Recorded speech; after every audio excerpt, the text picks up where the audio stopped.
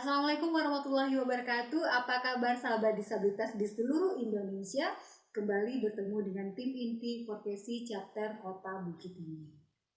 Sahabat disabilitas, baru-baru ini kami mendapatkan program dari P2KPA Kota Bukit Tinggi.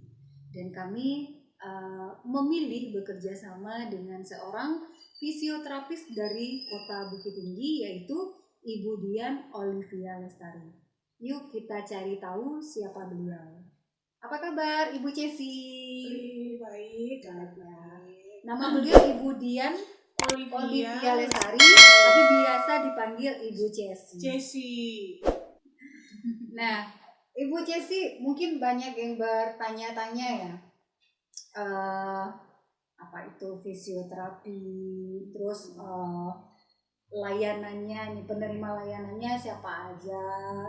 Terus bentuk layanannya apa aja? Oke. Sebenarnya fisioterapi itu adalah pelayanan medis, bentuk pelayanan medis yang mengcover, yang bertujuan untuk mengembalikan fungsi gerak tubuh ya dari seseorang yang mengalami cedera atau yang mengalami kerusakan ya, seperti stroke itu ya, lalu mengalami kecelakaan. Jadi fisioterapi itu bertugas untuk mengembalikan fungsi dari gerak tubuhnya, anggota gerak badannya. Itu memang salah satu tugas dari fisioterapi. Nah, lalu bagaimana siapa saja yang mendapatkan layanan fisioterapi? Nah, seperti tadi itu, orang-orang yang mengalami gangguan gerak tubuh, misalnya pasien dengan stroke, pasien yang, saya pakai bahasa awam aja ya, yang sakit pinggang, yang sakit lutut. Nah, sebenarnya itu fisioterapi secara medisnya. Pokoknya yang berhubungan dengan anggota gerak tubuhnya. Selagi anggota gerak tubuh itu mengalami gangguan, dia harus ke fisioterapi. Ya, jadi nggak bisa fisioterapis itu dibilang tukang pijit apa itu tuh nggak bisa, karena kami memang ada keilmuannya. Kami belajar anatomi tubuh untuk mengembalikan fungsi sistem gerak tubuh si pasien ya. Jadi bukannya hanya belajar pijit atau bagaimana, enggak. Lalu fisioterapi itu terdiri dari manual terapi, yaitu terapi dengan tangan, bisa vibrate dengan tangan kalau untuk kasus paru ya. Itu bisa dengan tangan. Lalu fisioterapi yang menggunakan alat itu disebut dengan modalitas terapi. Jadi fisioterapi itu juga pemakaian alat juga, Bu Yanti. Lalu sebenarnya ilmu fisioterapi itu terbagi atas lima besar, jadi 5 macam gitu ya. Fisioterapi A itu khusus untuk anak dan kandungan. Jadi orang dengan gangguan kandungan, ada juga dokter kandungan yang merujuk ke fisioterapi. Nah, misalnya susah hamil gitu ya, lalu ternyata rahimnya lengket nih. Lengket itu karena peredaran darahnya kaku ya. Nah, lalu harus dipanasin nih sama fisioterapi, pergi ke fisioterapi deh, diangetin gitu loh kata dokter. Baru tahu ya. Nah, lalu itu yang kandungan. Nah, fisioterapi anak yang seperti di sini. Ya. Program kita laksanakan. Jadi fisioterapi juga melakukan layanan untuk anak-anak yang mengalami cerebral palsy. Jadi fisioterapi anak itu bagaimana? Kita stimulasi, kita fasilitasi anak itu untuk bergerak ya. Ingat, kalau fisioterapi itu jatuhnya ke motorik kasar ya. Kalau motorik halus itu ke okupasi terapi ya, sahabat disabilitas. Nah, jadi kita menstimulasi dan memfasilitasi bagaimana anak ini bisa berguling, bisa untuk ngesot gitu ya, bisa untuk merangkak, kemudian dia kneeling, maksudnya berlutut gitu ya. Lalu pada saat dia kneeling itu dia mungkin bisa pegangan ke meja atau ke kursi untuk berdiri. Lalu dari kita ajarkan gait training, jadi cara berjalan kita ajarkan. Lalu bagaimana cara dia berlari, melompat, itu fisioterapi anak. Nah, itu fisioterapi A ya, anak dan kandungan. Lalu fisioterapi B. Fisioterapi B itu adalah muskuloskeletal. Misalnya ya, cedera olahraga, sakit punggung, sakit lutut, itu fisioterapi B. Jadi kalau ada sport terapis, jadi ada teman-teman yang ambil spesialisasi di sport terapis, itu dia ke muskuloskeletal jatuhnya. Jadi memang urusannya sama otot ya. tulang, sendi, itu urusannya ya. Nah, kemudian yang ketiga fisioterapi C, FTC, kita biasanya ngomongnya, kita dulu belajarnya itu FTA, FTB, FTC gitu ya. Fisioterapi C itu adalah untuk neuromuskular. Jadi kasus syaraf, pasien yang berhubungan dengan syaraf, misalnya stroke, misalnya demensia. Kejang? Bukan, demensia itu kayak apa ya, dia lupa ingatan, kayak gitu. Itu bisa diterapi. Jadi menerapinya itu dengan stimulasi gerakan-gerakan yang dia lupa tadinya ya Bu Yanti ya. Nah, kemudian diingatkan lagi. Bisa jadi mungkin pasien yang dengan kasus benturan kepala gitu ya, cedera kepala, jadi itu sudah masuk ke sistem neurologi. Jadi kalau cedera kepala berarti otomatis yang rusak adalah sistem saraf pusatnya, otak ya. Ada yang rusak otak, ada juga yang enggak sih sebenarnya. Tapi kan kebanyakan kalau cedera kepala kan otak kirinya kena, apa lobus mananya kena, itu gangguan otak sih sebenarnya. Di fisioterapi juga. Nah, kita fisioterapi.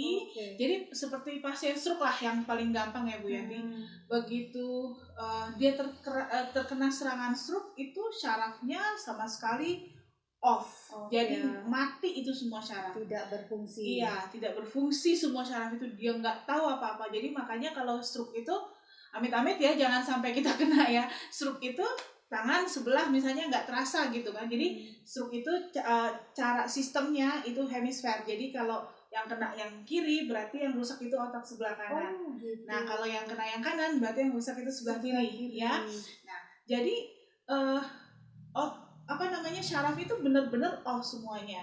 Nah, tujuannya fisioterapi untuk stimulasi agar si syaraf itu kembali. Jadi gini loh, begitu kita kena stroke, beberapa detik kemudian, mungkin hanya 2 atau 3 detik, jadi misalnya tersumbat atau pecah pembuluh darah ya, pecah atau tersumbat, setelah sumbatannya atau setelah pecahnya itu berakhir, ya, syaraf itu dengan sendirinya, itu kuasa Allah ya, syaraf itu dengan sendirinya kembali ke bentuk semula. Saya waktu kuliah itu pernah melihat kondisi seperti itu Bu Yanti. Jadi ditaruh kamera, itu syaraf itu dipecahkan dan disumbat. Setelah sumbatannya lepas, rilis dia kembali ke bentuk semula. Itu Masya Allah banget, itu Allah yang punya kuasa ya. Kok bisa itu syaraf kembali lagi utuh? Bentuknya utuh, secara fisik syaraf itu utuh, tetapi fungsinya tidak ada fungsinya. Makanya tadi dibilang syarafnya itu benar-benar mati total. Nah, tujuannya di fisioterapi supaya si syaraf ini kembali teringat. Jadi kembali direview, oh ternyata tangan kanan ini, tangan kiri ini misalnya gitu ya, sakit tapi bisa ternyata tangan ini bisa diangkat ya gitu. Jadi kita merind lagi bahwa ternyata syaraf ini masih bisa loh difungsikan kembali gitu ya. Nah, jadi itu FTC ya, secara garis besar aja nih. Lalu FTD itu adalah kardiovaskular. Nah, kondisi kardiologi, misal anak-anak batuk nggak bisa mengeluarkan sputumnya, reaknya nggak bisa keluar. Kan anak kecil susah ya kalau untuk batuk itu, dia udah panik duluan. Mending di fisioterapi aja, kita nebulizer, kita kasih uap. Lalu nanti mereka dari uap itu mereka akan batuk sendiri gitu ya, akan terpancing untuk batuk. Mereka nangis gitu biasanya kan, lalu dipanaskan otot-otot dada dan punggungnya, kemudian dia menjadi lebih enak kan, ngeluarin sputumnya itu lebih enak gitu kan. Jadi dia bisa batuk, bisa muntah gitu.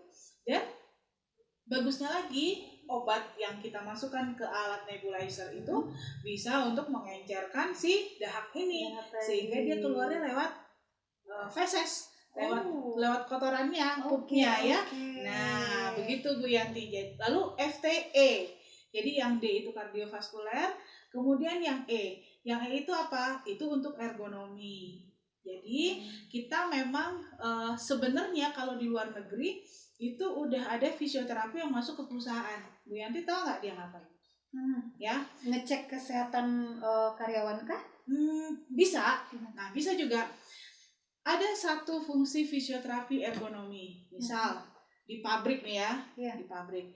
Dia akan mengukur lebarnya meja, tingginya meja dengan kursi yang sesuai untuk per orang. Jadi sehingga meja dan kursi yang dia buat ini sesuai dengan orang yang akan duduk di situ, sehingga mereka nyaman dalam bekerja. Menghindari adanya cedera. Kita kayak duduk lama aja gitu kan, wah capek nih, pegel nih pinggang gitu. Nah, jadi fisioterapi E itu tujuannya itu. Jadi mereka tuh mencocokkan gitu loh. Ini berat badan sekian. Jadi kondisi saya sama Bu Yanti pasti beda. Saya badannya sebesar ini, Bu Yanti sebesar ini, ya kan? Bu Yanti sedang hamil, saya enggak. Tapi kita membutuhkan kursi yang berbeda pastinya. Kalau saya nyamannya duduk di kursi yang seperti ini, mejanya setinggi ini. Kalau Bu Yanti kursinya yang begitu modelnya. Jadi itu tergantung masing-masing. Jadi kalau di luar negeri sebenarnya udah diatur gitu ya untuk orang yang bekerja sehari gitu ya, 8 jam di kantor gitu kan, mereka sudah mengatur bagaimana caranya supaya si orang ini tidak cedera gitu loh Bu Yanti. Nah, itu sekelumit soal fisioterapi. 5 jenis ya? Ya, 5 jenis fisioterapi. Dan kami fisioterapis harus menguasai kelima-limanya. Karena saya nggak bisa bilang, oh fisioterapi anak aja gitu. Ada sih memang, seperti saya orang neurologi, saya spesialisasi di neurologi, tapi saya megang anak juga gitu kan, walaupun ada pasien yang pasien neurologi yang saya tangani juga gitu kan. Jadi saya makanya, Bu Cesi ada pasien stroke ada, Bu Cesi ada pasien sakit pinggang nggak ada pasien yang cedera olahraga nggak ada, gitu ya. Jadi semuanya kita mesti bisa. Tapi spesifikasi kita kayak dokter aja deh, spesialisnya yang gimana, penyakit dalam gitu misalnya ya, paru misalnya gitu kan, cuman dia bisa praktek umum. Nah, sama halnya dengan fisioterapi, spesialisasinya di saraf tapi bisa praktek umum, bisa praktek kasus fisioterapi umum gitu loh Bu Yanti. Siap. Mantap, baru tahu kita ternyata. Baru tahu ya. Ternyata fisioterapi ini ada bagian-bagiannya juga ya. Tadi yang saya tangkap ada yang untuk otot, saraf gitu ya, bahkan kardio. Nah, ternyata itu misalnya kayak kita punya paru susah batuk untuk mengeluarkan itu bagian dari fisioterapi ternyata. Ada lagi ternyata fisioterapi itu juga mulai megang senam hamil, senam osteoporosis, senam kardiovaskuler, itu juga fisioterapis. Ada yang menjadi mentornya ya, ada yang menjadi pelatihnya gitu ya, ada yang jadi trainernya gitu. Terus ada juga fisioterapi kalau yang sport terapi itu di fitness center misalnya, jadi kayak celebrity fitness ya, celebrity fitness. Ada fisioterapis yang memang jadi trainer, jadi lebih nyaman, lebih aman dengan fisioterapis ya. Ininya ya, kita belajarnya ya, kita exercise-nya lebih aman dengan fisioterapis karena mereka benar-benar belajar bagaimana kondisi syarafnya, ototnya, bagaimana cara membesarkan otot ini. Kalau fitness itu kan membesarkan otot kan, jadi ini gimana ototnya supaya lebih padat, supaya lebih bervolume, bagaimana caranya, itu lebih nyaman latihannya dengan fisioterapis. Bukan berarti trainer yang lain yang bukan fisioterapis nggak bisa gitu, bukan berarti itu, cuman orang pasti akan memilih di fisioterapis loh backgroundnya gitu loh. Nah, terus di klub-klub sepak bola, klub basket, klub renang, itu fisioterapis masuk. Itu yang untuk sport terapi ya, yang untuk fisioterapi muskuloskeletal B ya. Nah, jadi dia masuk di situ. Jadi banyak dapat ilmu nih ngobrol sama Bu Cesi. Nah, kita kembali ke program kita nih, Bu Cesi. Kalau program yang kita jalankan saat ini kan adalah fisioterapi pada anak-anak yang berkebutuhan khusus, anak spesial ya. Ada yang menyandang disabilitas ganda juga gitu. Jadi sebelumnya apakah Bu Cesi memang sudah ada punya pengalaman kah dengan anak-anak spesial ini? Jadi gini Bu Yanti, saya itu juga bingung ya, kenapa sebenarnya tertariknya di neurologi, tapi ternyata sepanjang karir saya sebagai seorang fisioterapis, saya justru banyak dengan anak-anak. Jadi waktu saya baru lulus dulu 2001, saya pegang anak gitu ya, pegang anak di klinik, itu freelance ya. Lalu 2002 itu saya lanjut kuliah lagi, itu masih freelance juga. Lalu 2007 saya kembali untuk megang anak-anak lagi di sekolah Down syndrome. Ya berarti saya otomatis ya megang anak-anak special needs dong, ya otomatis megang anak-anak spesial terus gitu loh. Dulu waktu zamannya 2001-2002 itu udah megang anak CP, anak segala macam lah ya, yang global delay apa segala macam udah dipegang. Lalu kemudian Down syndrome, saya punya pengalaman di tahun 2007 megang anak Down syndrome. Lalu 2010 saya selesai dari sekolah Down syndrome. Sempat jadi kepala sekolah Down syndrome juga dulu Bu Yanti, satu ya nggak lama sih, 6 bulan lah ya kira-kira waktu itu di Jakarta. Di Petukangan. Jadi kebetulan rumah saya di sana, lalu yang di sebelahnya itu kita kontrak untuk sekolah. Jadi saya sempat di situ, kemudian ownernya memindahkan sekolah itu ke Cinere. Saya udah nggak ikut lagi karena Cinere terlalu jauh dari Petukangan ya. Lalu setelah itu saya kerja di klinik di Bintaro, itu juga megang anak spesial. Jadi saya nggak tahu kenapa spesialisasinya di neurologi, justru malah banyak pengalamannya di anak. Dan di anak pun saya tuh gelar saya tuh neuropediatri ya. Jadi untuk kasus anak-anak juga tapi ya neurologinya. Nah jadi dari sana kok ya anak-anak ini akhirnya didalami juga gitu loh, tetap dalam lah istilahnya ya. Karena saya tuh punya sertifikasi untuk snoozelen, punya sertifikasi untuk sensori integrasi, punya sertifikasi untuk PNF, bobat dan segala macam, itu udah sertifikasinya. Jadi lengkap berarti ya.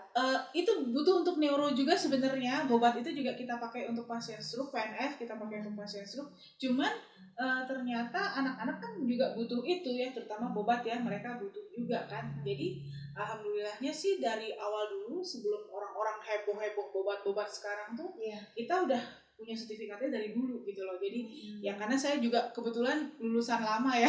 Jadi lulusan kalau di UI itu saya angkatan kedua justru. Jadi angkatan pertama 97, 98 tuh angkatan kedua. Jadi ya kayak gitulah.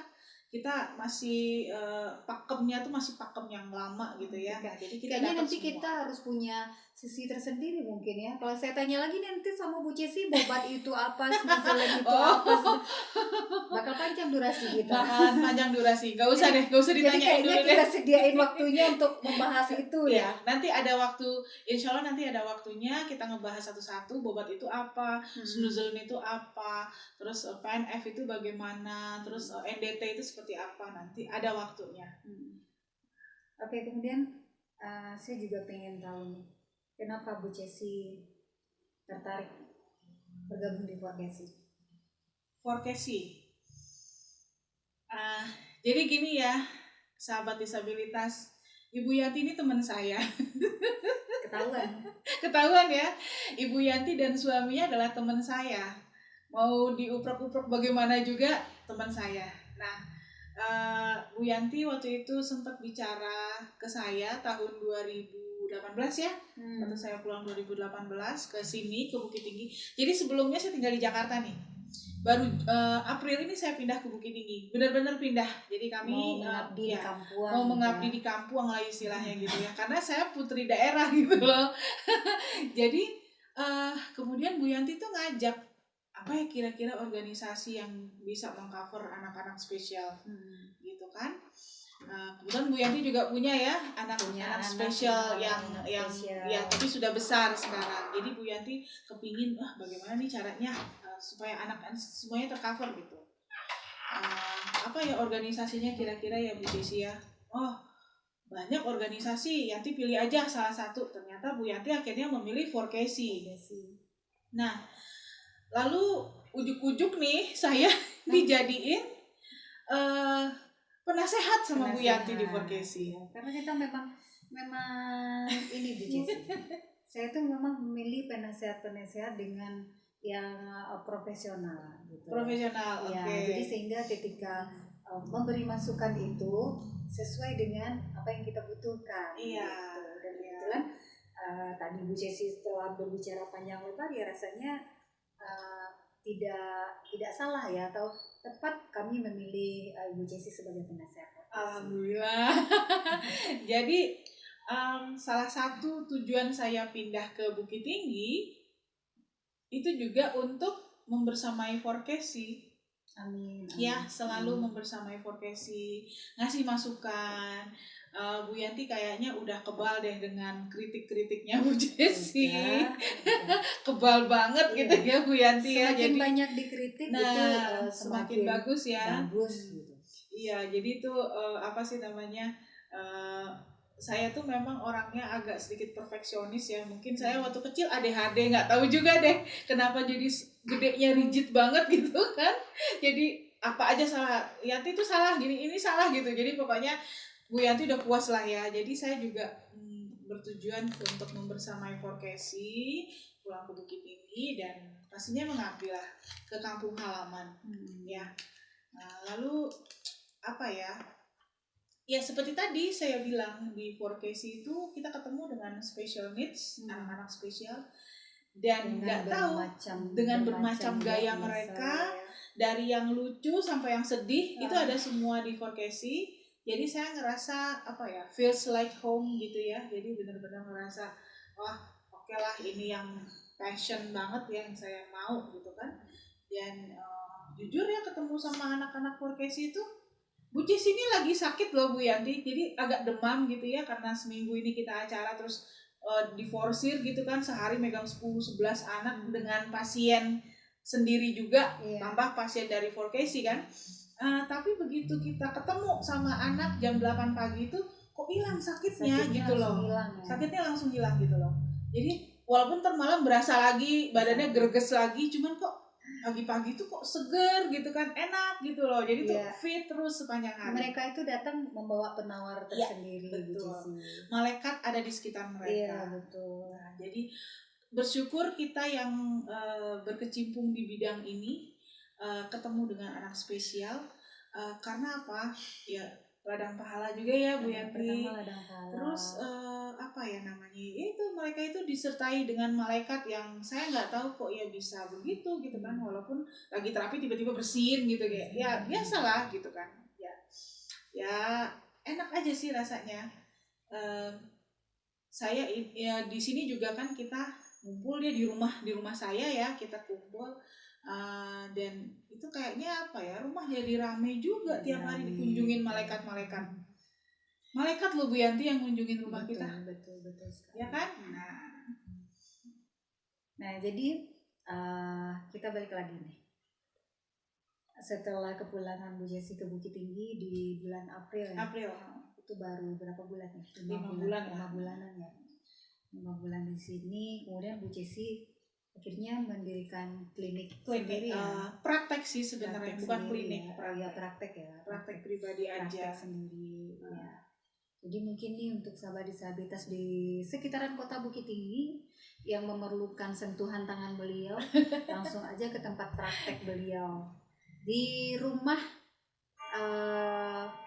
Tadi lupa ya memperkenalkan beliau, ini anak dari almarhum Dr. Rosdi Yazid. Nah jadi beliau ini buka prakteknya di rumah almarhum Dr. Rosdi mungkin Yazid. Ada sahabat disabilitas yang tahu ya. Iya, mungkin yang dulunya pasien-pasiennya Dr. Rosdi Yazid pasti udah tahu rumahnya. Langsung aja ke sini. Seperti tadi yang sudah kita jelaskan, banyak layanan yang bisa diberikan. Ternyata fisioterapi itu luas sekali cakupannya. Betul. Ya, untuk ibu hamil, cedera otot, saraf gitu ya. Sampai ke paru, ke jantung gitu. Dan selama ini yang ada di mindset kita sih Bu Jessi, yang kita yang awam ya.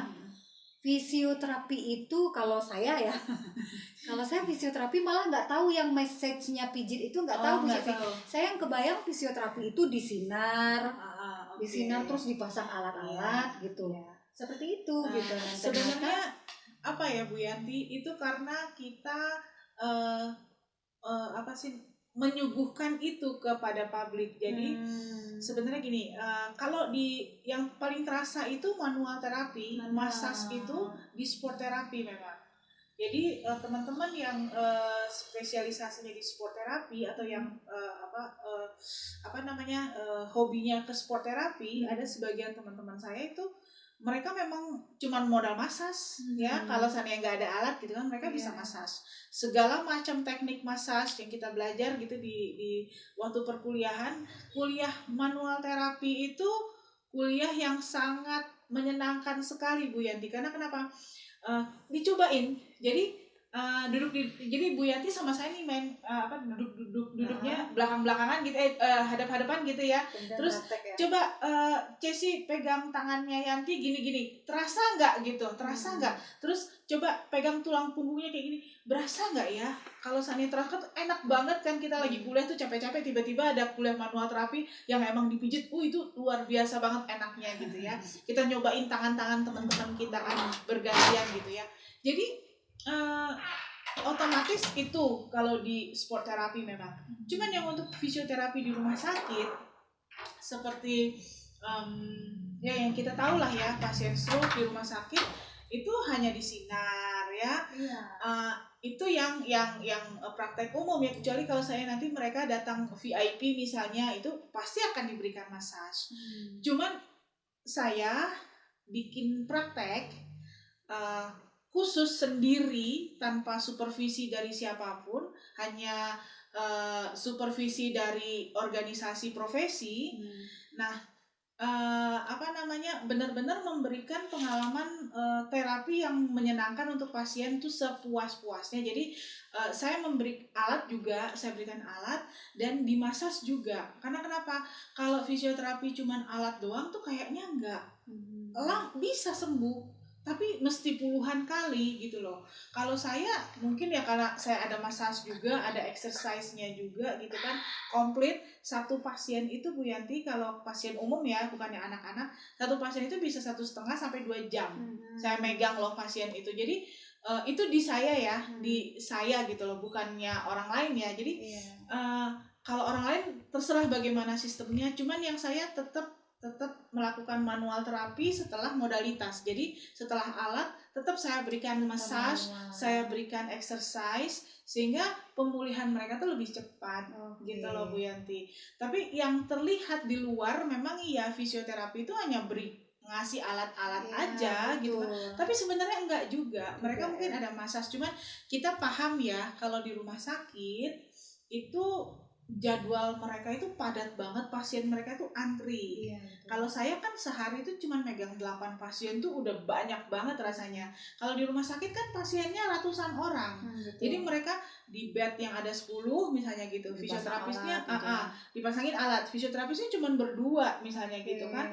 Nah jadi nggak mungkin fisioterapis ini ngelonin pasiennya gitu ya, massage apa segala macam. Tapi kalau saya di VIP misalnya, ada tuh yang praktek sore di rumah sakit, lalu dia datang, itu lengkap kok, dimasas juga, bisa 1,5 jam sampai 2 jam juga treatmentnya. Tapi yang terlihat di luar, yang umum didapatkan oleh masyarakat, apalagi BPJS, karena fisioterapi sudah di cover BPJS sekarang ya.